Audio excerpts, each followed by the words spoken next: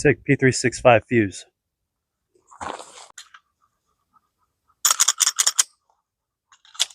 Alright guys, I had the awesome opportunity to go ahead and utilize the 6-hour P365 Fuse with a huge thank you to Trent over there at Born and Raised for providing me the opportunity to do that.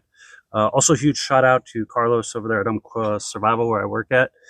Without him, my discounts and some of the ammo he hooks me up with, I wouldn't be able to shoot as often as I do. But wanted to go ahead and discuss with you guys my very minimum experience with shooting this particular pistol.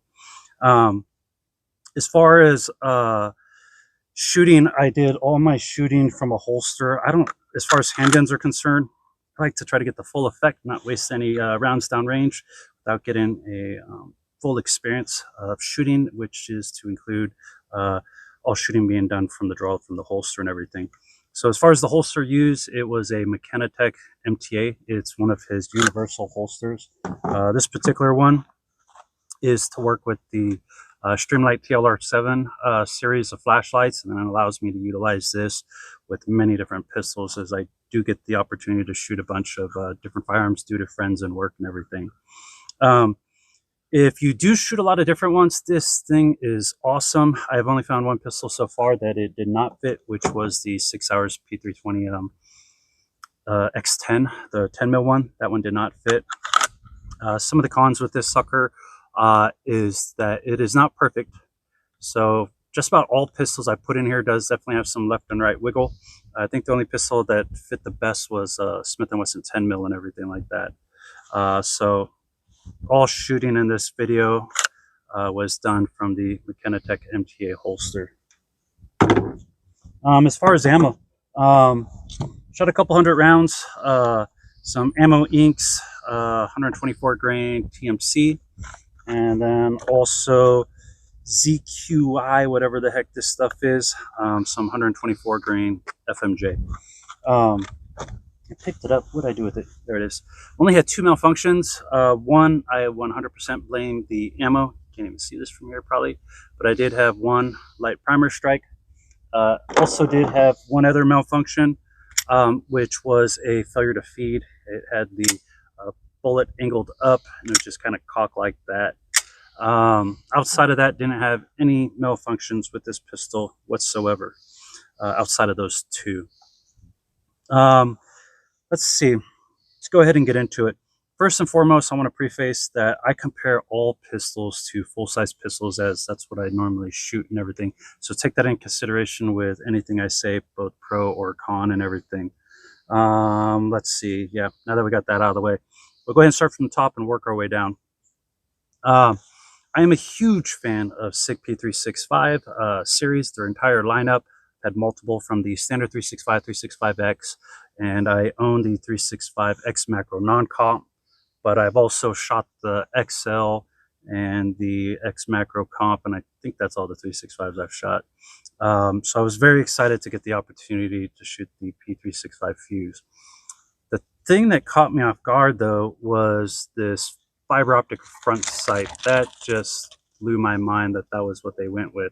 I've been a huge fan of 6 hours night sights, so it kind of threw me off when I seen this fiber optic sight. I do like the blacked out rear iron sights, blacked out and serrated. I think that's pretty cool. I'll take that any day, or with the original night sight with the 2 rear tritium ones. But the front fiber is just not my style. And me personally, I would prefer, maybe it's gonna come out soon, this is the way they usually do things, but a version with night sights instead. Coming down, it is optics ready. I did not get to mess around with that at all, even though I do have a spare optic laying around. I didn't mess with that and put that on, so all my shooting experience was with the iron sights. As far as the fiber optic sights shootability, it definitely worked. It was different for me, but totally works. Continuing down, serrations. Man, they are definitely some nice exaggerated serrations. So regardless of if you're over the top to rack it, to load it, unload it, whatever the case might be, if you're from the front, press check, those serrations definitely aid in that ability for malfunctions, press checks, loading, unloading, all of that. I'm a definite fan of the exaggerated serrations on there. Continuing down, Um, the slide lock. I first seen that on one of the P365X macros. It starts with an S, I think. I can't remember which particular model, but it also comes with the flared magwell. Never got to shoot that sucker. I've just had some hands-on experience with it. My experience with this one, I love that sucker. It is like a shelf. My thumb could sit on there very nicely as far as to utilize it as a slide release, and then also still works with its slightly extension out to go into slide lock. Well, on that topic, um, I did have a couple experiences when trying to mess around with speed reloads to get some experience with the flared magwell. Um, I was prematurely hitting the slide release prior to fully inserting the mag. So what I was getting was that click to come to find out that I had actually hit it prematurely and just didn't actually have a round in the chamber. That is not a fault of the gun. That is a fault of me, the shooter. I'll go ahead and show a clip now. What I ended up going ahead and doing was instead of going for the slide release slide lock, I ended up just continuing my practice, but then coming over the top and releasing it from pulling on the slide itself.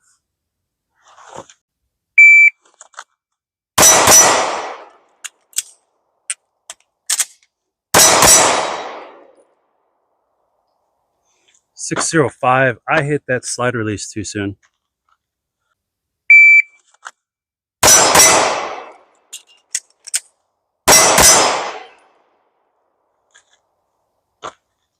.489. So I've said this before and I still haven't even looked it up, but if they sell that extended slide lock, slide release separately, I would really like to pick one of those up to put in my X macro. Definite fan of that. Does have a pick rail up here on the front. That is my light. It's the Streamlight TLR Alpha. Fits the, whatchamacallit, allows me to utilize the Mechanitech MTA holster. The trigger, moving into the trigger, like the trigger, I've never had any issues with 6 hours triggers. I have found that in the store when I'm messing around with their triggers, I've always thought they were kind of spongy. I don't know. I never liked them when I sit there and I try to pay attention to them and everything. But when shooting them, that same experience I get when actually paying attention and trying to experience the trigger, I don't notice it when I'm actually out shooting. Let's see if I can make it do it. So it's not doing it now, but it also might be kind of broken in now. But I have noticed with this one and all the other 365s is brand new ones, what will happen is you'll pull that trigger and you'll go ahead and rack it, and what it'll do is it'll like stick and you have to just kind of force it a little bit harder. I did experience that with this one right out of the box and everything, but it's not doing it now, so it's definitely broken in. Don't know what that is. It's never been a problem or anything, but just know that that might be an experience you might come across with yours. Mag release worked perfectly fine. I had zero issues with the mag release button. I like the serrations that they have on there. It's definitely pretty tacky and everything, if that even cleared up for you to see it. And its amount of how much it's extended out definitely worked for me in aiding them hitting that actual mag release button.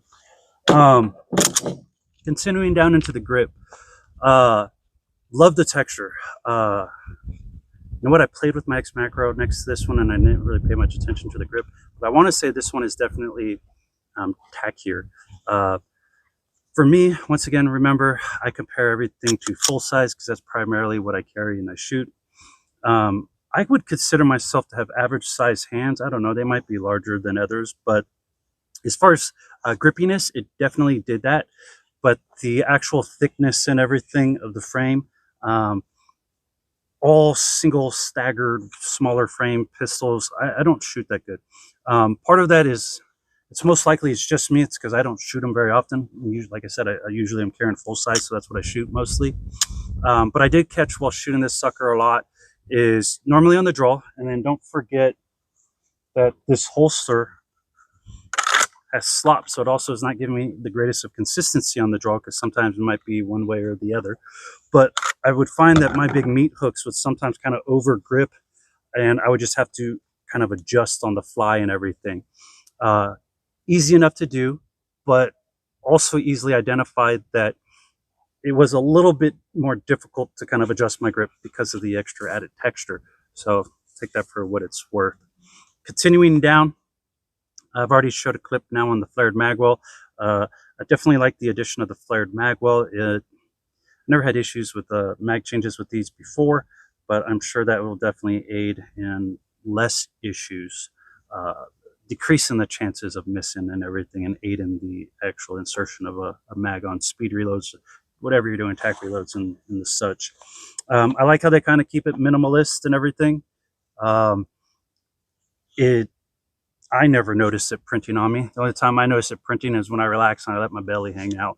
It would definitely push out and print a little bit and everything. And all I would have to do is, if I was in a situation where I didn't want people to know that I was carrying, just suck my fat gut in, kind of flop the shirt, and boom, I was good and back and concealed and everything. Huge fan of this gun. This particular one, well, looking it up, I don't know, it might actually only come with 2 mags, so we might have got hooked up, or Trent might have got hooked up. Came with 1 17-round mag, same mags as what I have with my X Macro, but it also came with 2 21-round mags. Man, that thing looks funky, in my opinion. Totally not my style. So for me, the only 2 cons, let's see. Yeah, I want to say the only 2 cons I have is I am not a fiber optic fan. Hopefully they release another one later with the actual night sights for options for people like me who don't care for fiber optics.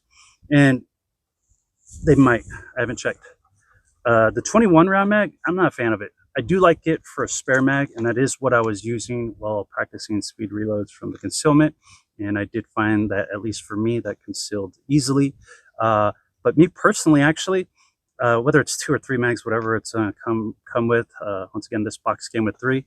I would prefer 2, 3, whatever it is, of the 17 rounds, and just have this as an option. It could be, I don't know, I haven't checked on it, as to purchase separately. Because I would benefit more from the 3 17-rounders, and I would definitely pick up at least one of these 21s, as for whenever I want to have a backup mag, whether it's on me or in a pack or something like that. So only 2 cons I found. And those are cons per what I look for in a pistol, so that doesn't mean necessarily it's a con with the pistol whatsoever. And I think that covers everything as far as the P365 Fuse that I'm capable of offering to share with you guys. All right, you guys take care and have a good one.